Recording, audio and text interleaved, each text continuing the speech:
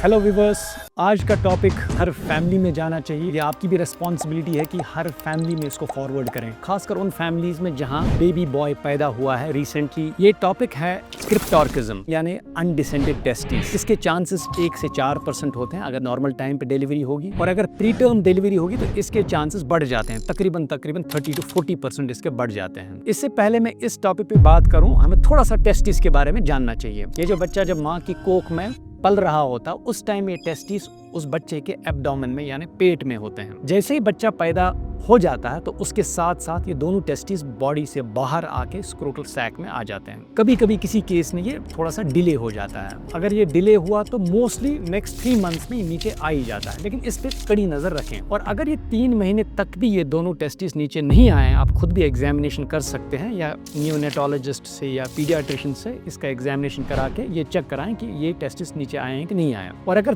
3 months तक ये नीचे नहीं आए हैं, स्पेशलिस्ट 3 मंथ्स के बाद उनको हार्मोन ट्रीटमेंट पे लगाएंगे और मॉनिटर करेंगे नेक्स्ट 3 to 4 मंथ्स तक कि ये टेस्टिस नीचे आ जाएं, और मोस्टली आ ही जाते हैं।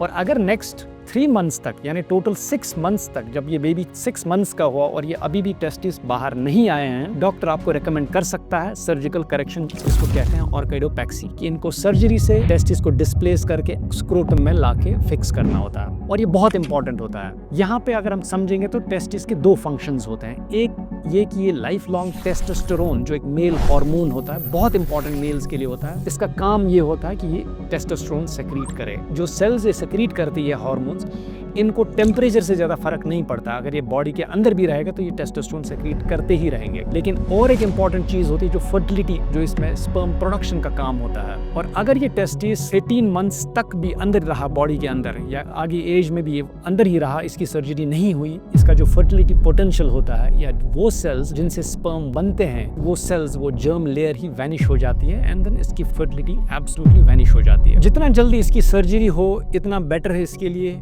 क्योंकि अगर ये ज़्यादा देर बॉडी में रहा ये टेस्टिस, इसका जो है कैंसर पोटेंशियल बढ़ जाता है। So it's better that we get it operated earlier. 18 month से पहले ये सर्जरी की जाए, ताकि ये बच्चे का जो आगे जाके फर्टिलिटी इफेक्ट ना हो और इसके कैंसरस चांसेस बहुत कम हो।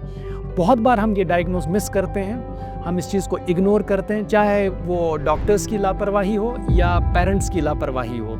लेकिन आगे जाके जब ये बच्चा बड़ा होगा, जब इसकी शादी होगी, तब इसको पता चलेगा कि this is the condition which should have been treated, which is been overlooked by my parents and the doctors then. Take home message इसमें यही है कि हर पेरेंट को इस कंडीशन का पता होना चाहिए। और अगर आपके यहाँ बेबी बॉय पैदा होता है तो मेक श्योर आप तब तक डॉक्टर से मिलते रहेंगे जब तक आप कंफर्म नहीं करें कि ये टेस्टिस नीचे आया है।